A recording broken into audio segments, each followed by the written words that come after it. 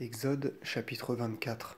Le Seigneur dit encore à Moïse, monte vers le Seigneur avec Aaron, Nadab, Abiud et 70 des anciens d'Israël, qu'ils adorent de loin le Seigneur. Moïse seul viendra près du Seigneur, les autres n'approcheront pas de lui, et le peuple ne montera pas avec eux. Moïse descendit donc, il rapporta au peuple toutes les paroles et les ordonnances de Dieu, et le peuple répondit tout d'une voix, et il dit, nous exécuterons tout ce que t'a dit le Seigneur, nous obéirons.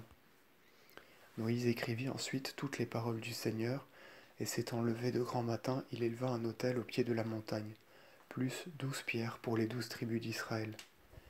Puis il envoya les jeunes gens des fils d'Israël, et ils amenèrent des holocaustes, et ils sacrifièrent à Dieu de jeunes veaux comme hostie pacifique. Moïse, ayant pris la moitié du sang, la versa en des urnes, et il répandit l'autre moitié devant l'autel. Et prenant le livre de l'Alliance, il le lut au peuple, qui répondit, nous ferons tout ce qu'a dit le Seigneur, nous obéirons. Et Moïse, ayant pris le sang des urnes, aspergea le peuple, et il dit, voici le sang de l'Alliance, que le Seigneur a cimenté avec vous au sujet de toutes ces paroles. Après cela, Moïse monta avec Aaron, Nadab, Abiud et 70 des anciens d'Israël. Et ils virent le lieu où se tenait le Dieu d'Israël. Ils virent sous ses pieds comme un ouvrage en pierre de saphir, comme une image du firmament du ciel dans sa pureté. Cependant, aucun des élus d'Israël n'expira.